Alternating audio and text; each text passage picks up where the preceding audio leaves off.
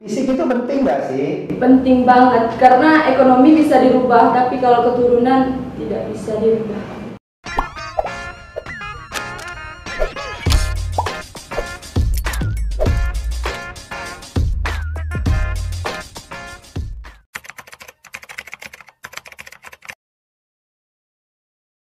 Halo, selamat siang. Assalamualaikum warahmatullahi wabarakatuh. Perkenalkan, diri saya adalah Muntang Lima. Saya beralamat di Jalan Tani, Tanjung Raya 2, Gang Limba. Untuk saat ini saya berpendidikan di IAIN Pontianak semester 8, Prodi Perbankan Syariah. Kenalkan, nama saya Nur Aini, biasa dipanggil Aini, usia saya 20 tahun. Saya lahir di Pontianak, tanggal 24 Maret, nanti saya genap 21 tahun. Aktivitas saya saat ini sedang kuliah di Universitas Tanjung Pura, jurusan Sosiologi dan semester 6. Perkenalkan, nama saya Robiatul Adawiyah, biasa dipanggil Obi, umur 22 tahun, alamat asal Pontianak Kota. Halo, selamat siang. Perkenalkan, nama saya Fatul Hikmah dari asal Jalan Ilham, Kota Baru.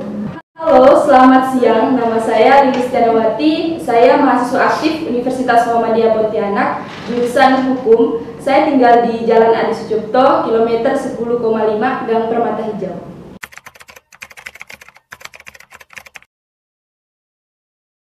Ini yang pertama kali ikut ILP. Untuk bercerita tentang dunia modeling, yang pertama ialah dulu di lokasi sendiri ada sejenis kegiatan impihanan, yaitu haflatul impihanan.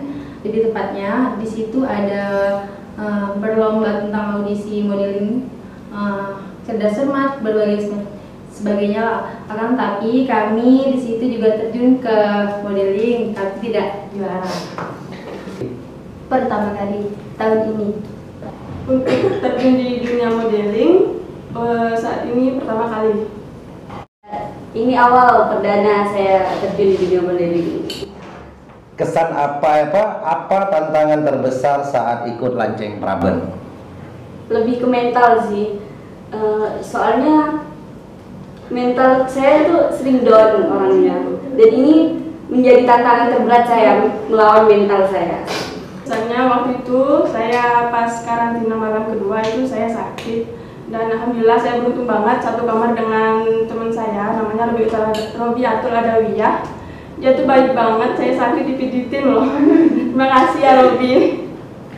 Alhamdulillah sangat senang, tenang, dan mempunyai ilmu baru karena di waktu kegiatan karantina selama 3 hari diajarkan tentang ilmu kebudayaan, public speaking, dan pariwisata, sehingga bisa menambah ilmu yang sudah kami dapat.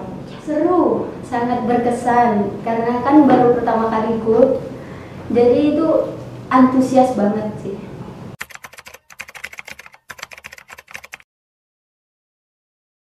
Nah, tantangan terbesar saya waktu ikut Lanceng Praben itu yang pastinya demam panggung, dan saya merasa saya seperti kayak bodoh sendiri, namun saya itu tetap berusaha supaya bisa seperti mereka, karena saya merasa saingan saya ini berat-berat seperti itu.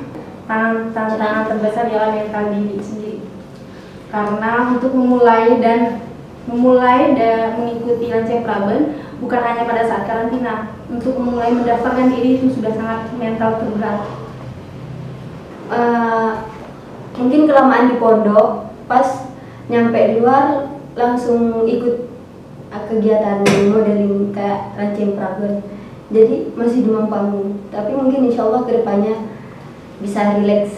Mental sih, karena saya orangnya grogi, kayak gini aja saya grogi nih, apalagi di kamera banyak kayak gitu.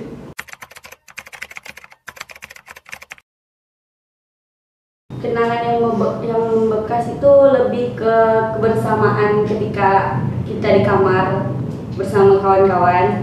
Terus juga kita mempunyai ilmu baru di situ. Kita dididik menjadi orang yang lebih bertoleran, menjadi orang yang intinya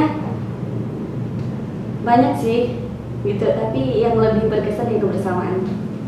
Saling ngasih semangat sama teman-teman yang sama-sama demam panggungnya kayak saya, saling ngasih semangat, saling ngasih support buat teman-teman yang down. Intinya saling ngasih semangat buat teman-teman yang lain, yang cowok maupun yang cewek. Itu kita sama-sama saling ngasih semangat, saling ngasih solusi juga gimana enaknya. Kenangan yang sangat membekas pada saat LP ya keesokan harinya grand final, karena pada saat itu kami mempunyai kamar yang bergotakan Ulfatu Uul, ada Pak Lilis, ada Muharrafa, ada Pipi juga. Kami belajar bersama sehingga saling bertanya jawab. Kenangan yang paling membekas saat ikut lanceng Praben itu saya melihat banyak, dan saya itu bangga pernah ikut lanceng Praben yang tadinya saya tidak tahu beliau ini siapa, dan sekarang saya tahu. Kenangannya banyak, yang tadinya tidak tahu jadi tahu, terus yang tadinya tidak kenal sama teman-teman satu kamar jadi tahu sifatnya kayak gimana.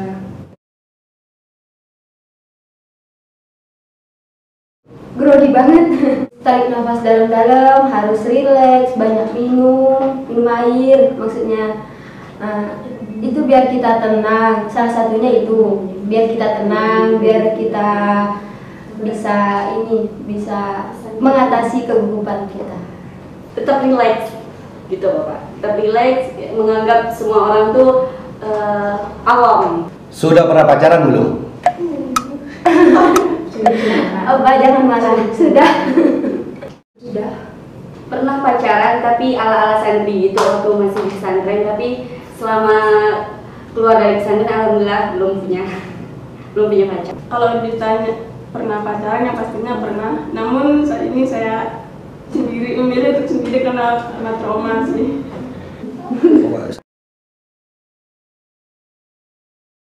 Tipe cowok yang diinginkan tuh kayak lebih ke karismatik, karena kalau misalnya udah karismatik dari segi apapun tuh kelihatan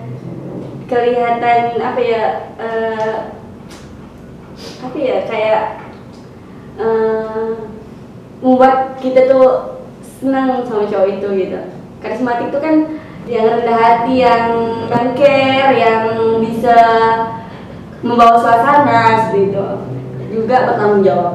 Yang pertama ialah agama, karena cowok adalah cowok yang pastinya akan saya idamkan untuk nanti memimpin keluarga saya sendiri, yang membimbing kami dalam rumah, sehingga kami membutuhkan orang yang paham agama yang terutama.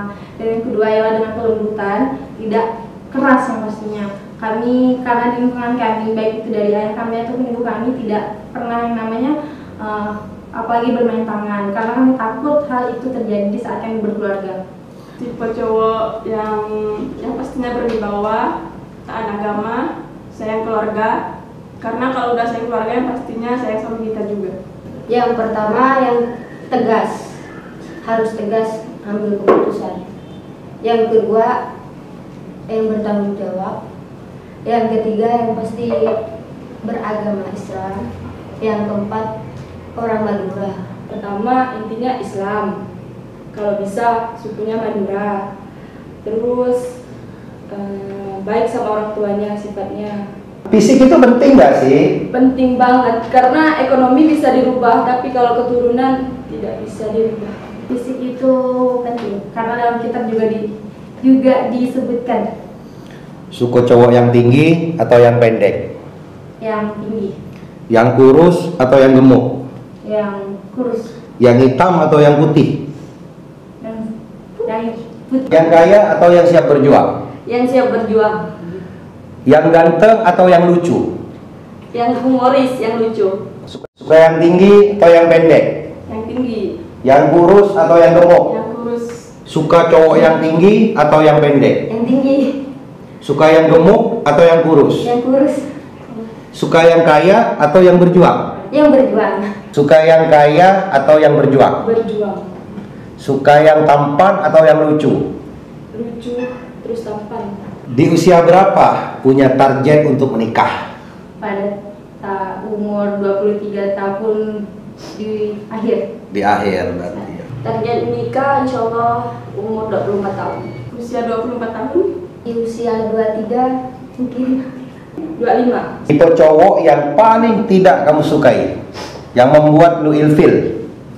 Yang membuat ilfil itu kayak show off, lebih ke sering memamerkan apa yang tidak kita tanyakan, apa yang kelebihan dia. Intinya hal-hal yang tidak perlu dipamer, hal-hal yang tidak perlu disampaikan itu mereka sampaikan, kelebihan-kelebihan yang tidak kita tanyakan tuh dia sampaikan, itu ya, memamerkan hal yang tidak penting. Balik umur, banyak ngomong sedikit bertindak. Saya tuh nggak suka kalau baru kenal tuh tiba-tiba langsung ngajak jalan. Saya nggak suka banget, saya diilfil. Dan saya tuh nggak suka cowok yang bau badan, maaf ya. Tapi emang itu sih yang saya nggak suka dari cowok yang bikin saya ilfil. Kakinya kotor, dengkulnya kotor, lehernya kotor. Itu ya yang intinya yang jorok. Terus yang suka minta jamin. Yang suka minta traktir. Nah, maksudnya suka minta traktir. Terus yang suka pamer harta. Emang sih harta dia yang punya, tapi gak usah lah dipamer-pamerin, buat apa juga. Suka mamerin harta orang tua, suka minta bayarin, terus Minta traktir. ya minta traktir. Pesan-pesan untuk cowok-cowok yang di sana. Untuk yang cowok di luar sana, kalau mau bilang mau, kalau enggak bilang enggak. Terus cukup dengan satu wanita, karena pembicaraan tanpa pembuktian itu adalah penipuan. Pesan buat cowok yang ada di luar sana yang nanti bakalan, siapapun yang bakalan jadi calon, yang bakalan jadi imam saya di sini, saya udah bahagia, saya udah utuh. Jadi buat siapapun, saya harap bisa memberikan kebahagiaan, melanjutkan kebahagiaan itu sampai ke mana ya? Sampai aja menjemput gitu. Pesan buat cowok-cowok, cewek itu nggak suka kalau di PHP-in. Kalau misalnya udah serius, udah langsung minta aja sama orang tuanya. Dan juga bekerja keras, jangan lupa berusaha, jangan minta sama orang tua. Karena prinsip orang tua kita itu kalau cowoknya nggak kerja, nanti pas udah nikah mau dikasih makan apa gitu. Cowok-cowok yang salah satu cowok di dunia ini yang bakal jadi jodoh saya sendiri nantinya, teruslah belajar agama, memperdalam belajar agama dan belajar tanggung jawab, sehingga nanti pada saat kita berkeluarga tentram dan damai. Pesannya cuma satu sih, jangan terlalu banyak omong.